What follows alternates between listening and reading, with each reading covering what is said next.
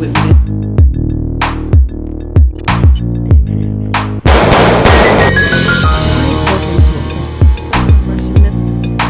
Did you find out?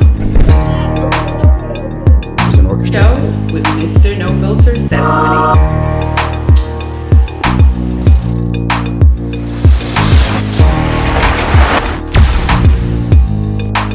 Hello everyone, this is your boy Mr. No Filter 718 here with superstar, actress, model, entrepreneur, motivational speaker, Jules.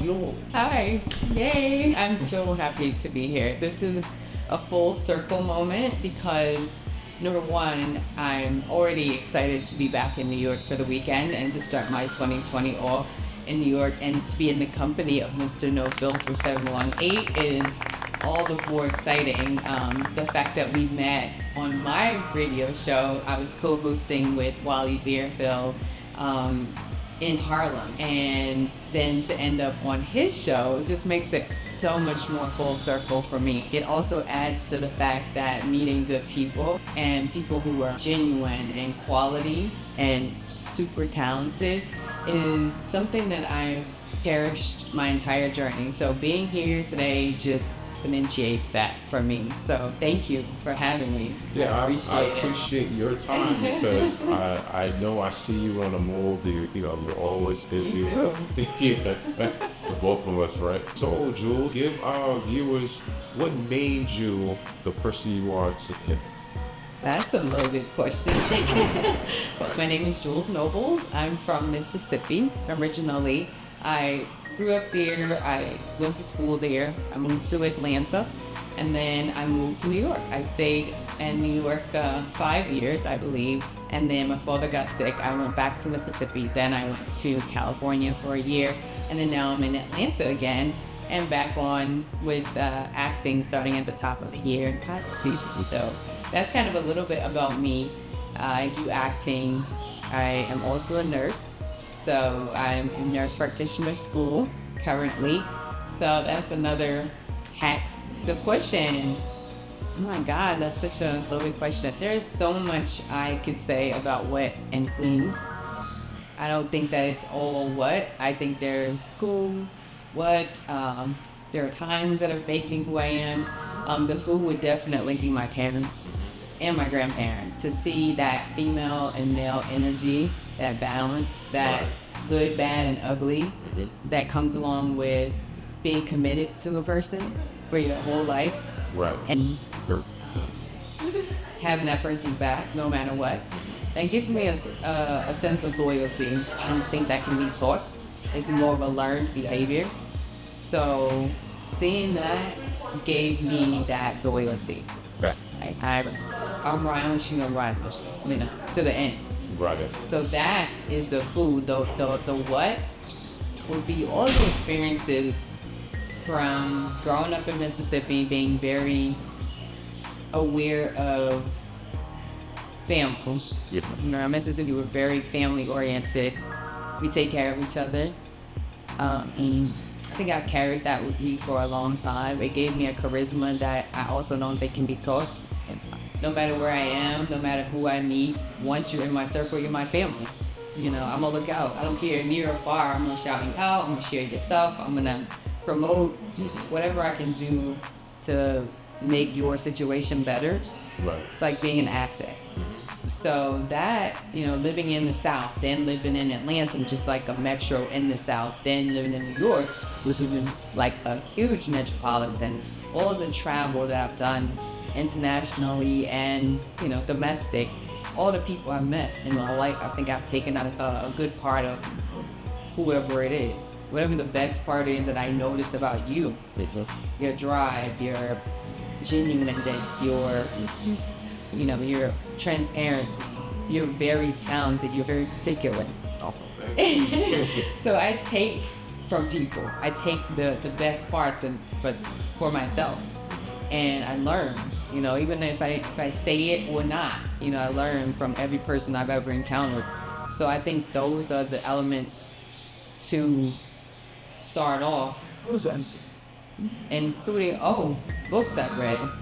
I've read The Help. I've read Give and Take by Adam Grant. I've read, lots of books that have expanded my imagination. And I think as a creator, that's given me a treasure. So I can always go in there and get what I need to make whatever happen, especially on camera when it's times for me to, do my thing. It's like I have that treasure of imagination. Since I was a kid, I loved to get. And so those are some of the things I could say. Do you feel that with your traveling experiences, if you would within one location or hometown, would you still be the same person today, or would you think that's absolutely vital that you move around? For me, I believe that was vital. Yeah. I do. I say that because I'm a balanced type person. My energy is very important to me, and I know when to use as certain charms. Right. And I know when to not. And it's not always something that's necessary. However, it's gotten me a lot of things. Got me in a lot of doors, got me a lot of opportunities. Because I feel like New York is especially, they respect you. Yeah. They don't have anything else they're gonna recognize, you're not from here. Mm-hmm. You don't have an agenda, you're not out to get me. And I thought that was so extremely surprising that they were so helpful. When I moved to New York, everybody wanted to show me the city, and everybody wanted to tell me where to go shop and where the bank is, and it was a very unique experience. Had the best experience living in New York and being a Southerner. It was vital for me to go see how it is in California and how people live there. And I just recently traveled to Italy, and I think it's Trinidad. So it was completely necessary. I feel like travel is one of the most important resources. It's one of the things I feel that makes me go, because those are things you can't buy and you can't ever use the experience. No one can ever take that away. So for me, it was important to move around for sure. And the book was 10,000 Leagues Under the Sea.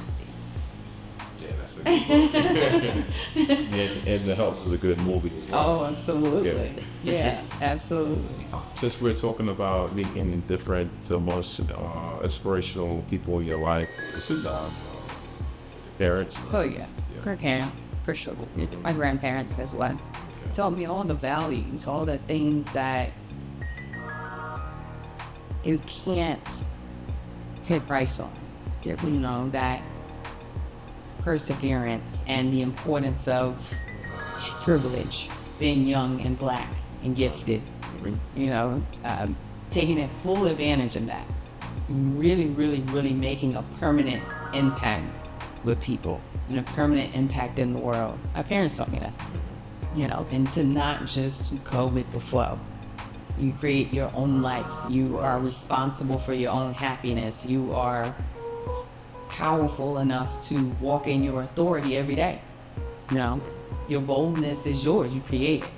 My parents taught me all of those things. So I don't know if I would be the same person. I don't think I would have accomplished as much as I have without those nuggets.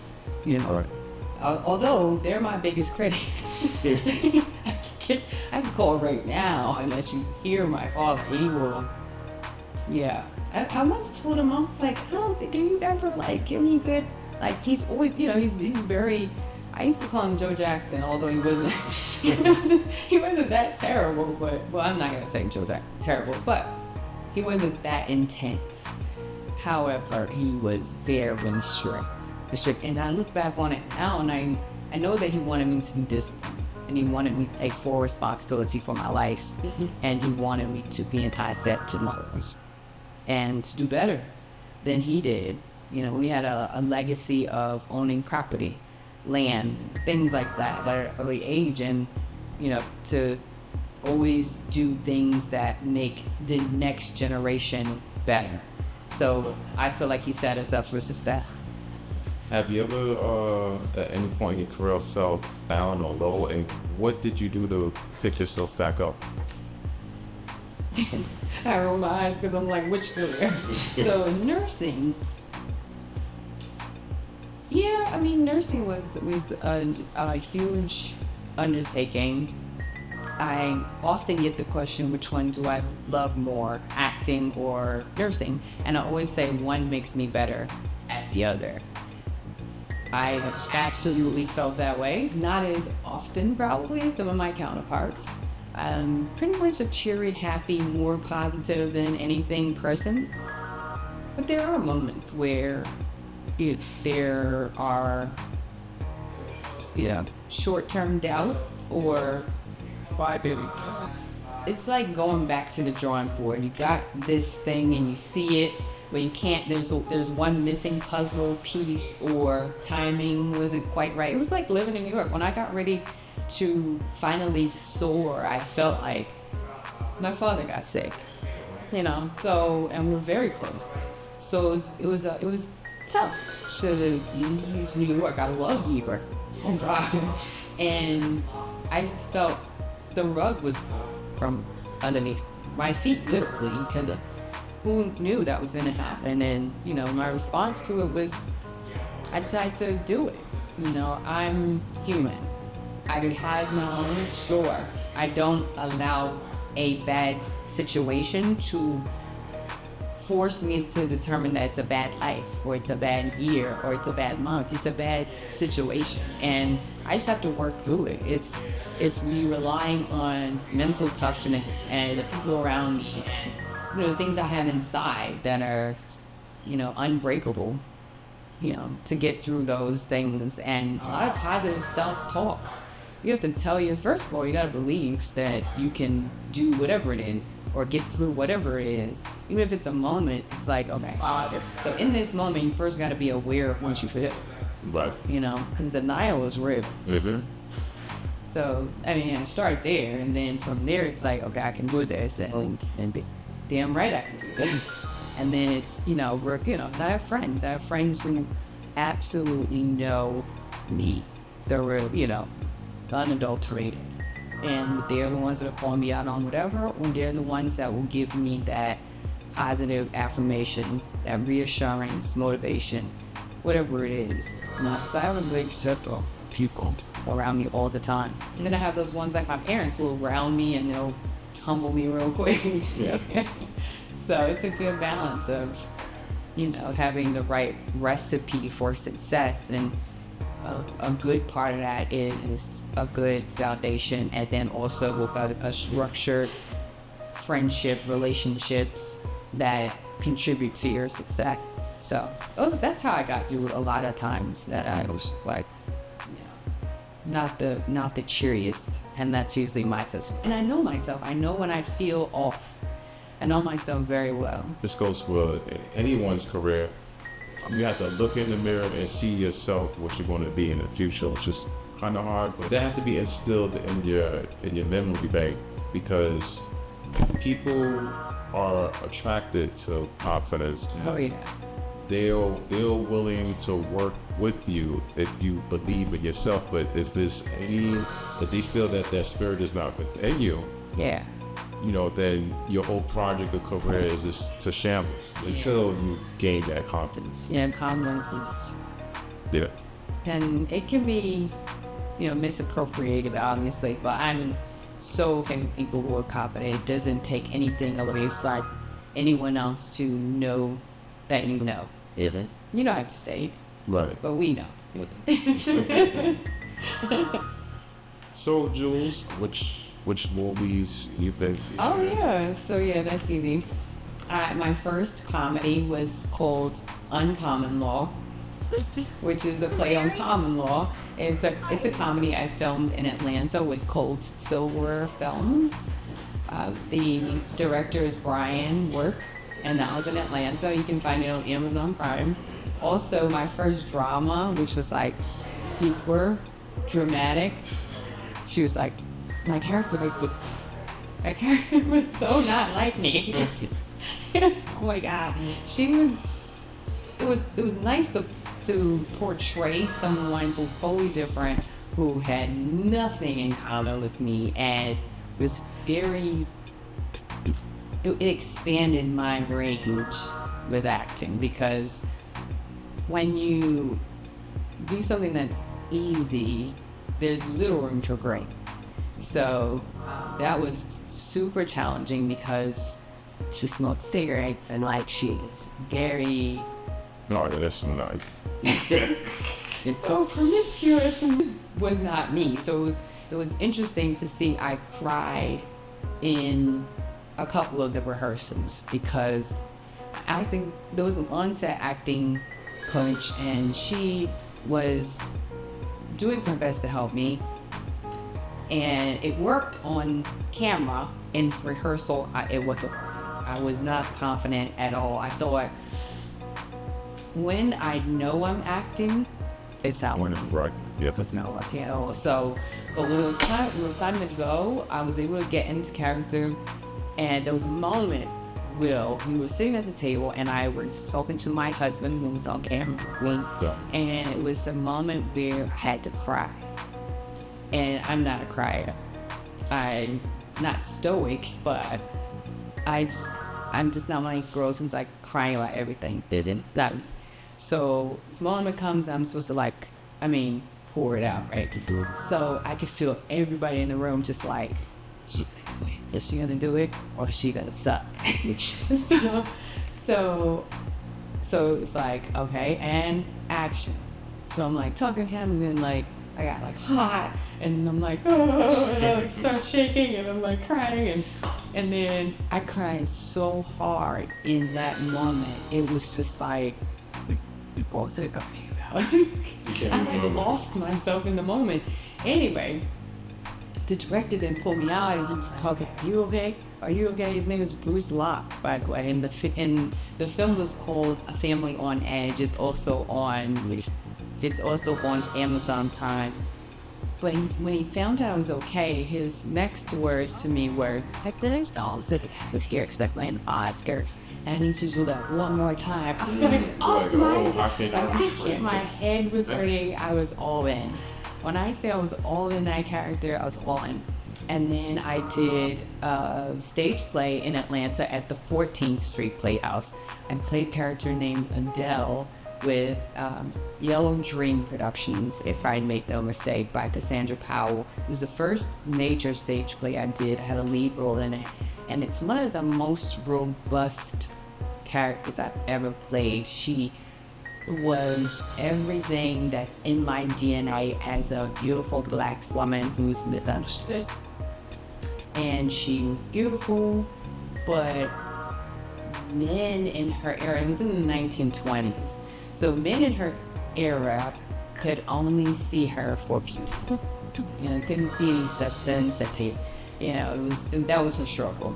And so I just felt like her essence was in my DNA somehow, and I knew her somehow, and I connected with her from start to finish.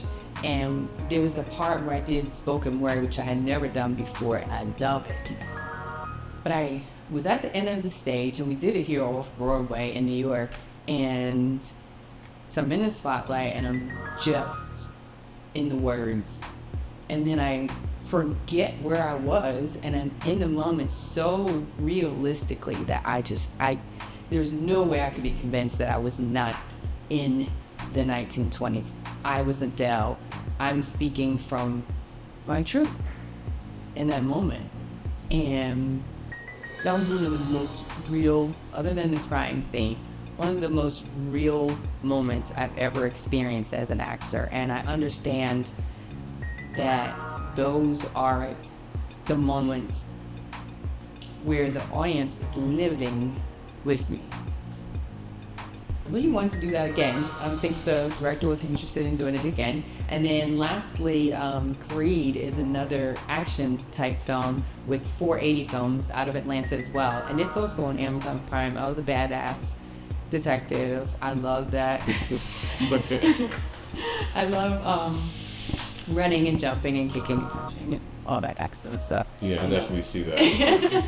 Yeah, so I'm here to be cast as your next lead in an action film. So yeah, action is my thing. I really love action. I love all of it. Definitely spoken word. I love it. I love action. I love creating, and I love that I get to tell stories that matter, especially our stories. And I get to shape people's imaginations about who they think this person is, or what they think about this type of person, or this type of situation. I get to paint the picture in their minds. And that's the one beautiful thing among many for me as an actress. It's just the creative process. Right. And using everything I don't use in real life, like tears and anger and things like that, I use in my art a lot. Me and Jules has worked together in the past, and we will continue to have a tight bond. Oh yeah. And you are very inspirational. Thank you. In my life, you know. I You do appreciate a lot of things. And I just wanted to actually get you here to tell your story so you could be an inspiration to others. Yeah. Thank you. It's one pleasure. Yes. So what do you see yourself doing in the next couple of years now, or about this? Finishing nurse practitioner school, opening a clinic or two. Creatively, I would say moving forward in my career as an actress with diversifying my resume. Okay. I'd like to do television. I'd like to do more stage. I would like to do definitely action, I said that, and comedy. Commercials, perhaps. Doing something recurring. I could see myself on a recurring or something. I like to write as well. I like to produce as well. I like to direct. I'm not as focused on that now as I am with my creative journey as an actress. So that's what my focus is right now. But I see myself on, lots of platforms. Yeah, I'm excited about that part. I would like that platform to promote the things I do behind the scenes, the diapers I buy, the tuition I pay, the students who call me for just a positive word, or, the uniforms for school I buy. Yeah, with the Nobles Foundation. I have a foundation, it's called the Nobles Foundation, and we do a lot of stuff. I don't always tell everything because everything doesn't need to be broadcasted, but, having a platform in entertainment only gives me more leverage to garner support for my foundation as well. So, the more the merrier with that. So that's kind of one thing I'm definitely excited about. It's just more partnerships and more networking. And I always, put out the motto, your network determines your net worth. And so that's where I am right there. Right.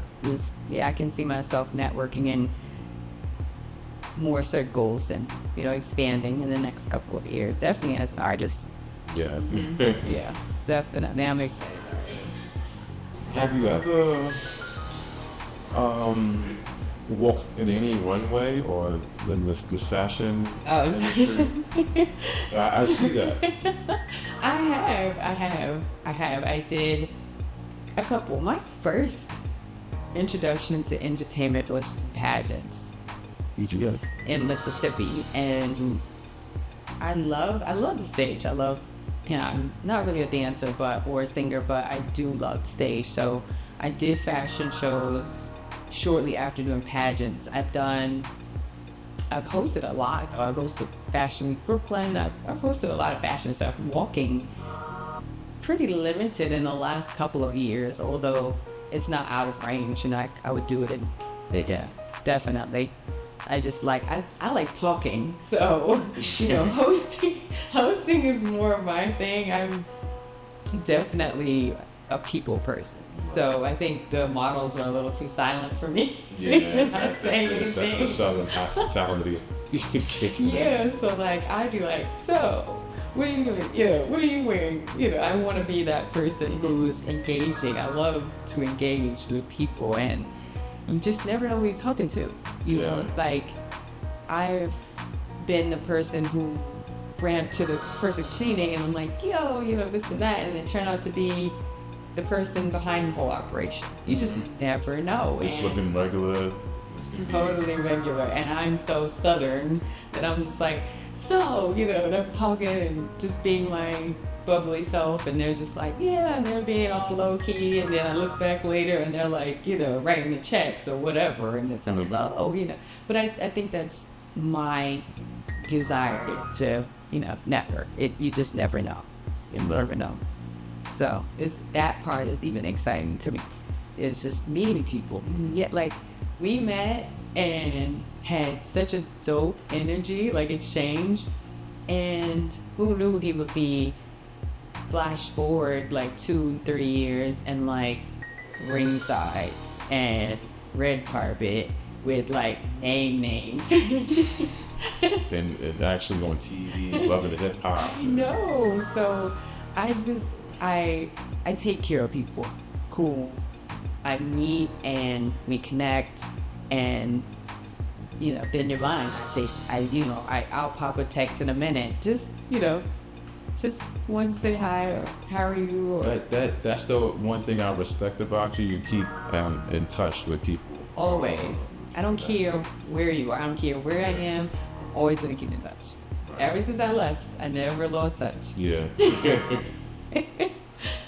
So yeah, that's me. And then, yeah. It's been a pleasure. Pleasure's mine. Interviewing you here in New York. Can you tell the listeners where to follow you at? Oh, sure. I'm super social, so you want to talk, I'm here to talk. On my posts and everything, I definitely engage. But it's Jules Nobles. It's JULES NOBLES. I'm on Facebook, Twitter. I'm on Instagram. I have YouTube. Yeah. I'm not on Snapchat, but you never know. So yeah, just if you're on there, find me. You'll see me doing my thing. 2020 is exciting already. Yeah. Oh my God. So for me to be here in New York with Will, it's amazing. 2020 is amazing. So yeah, follow me on there.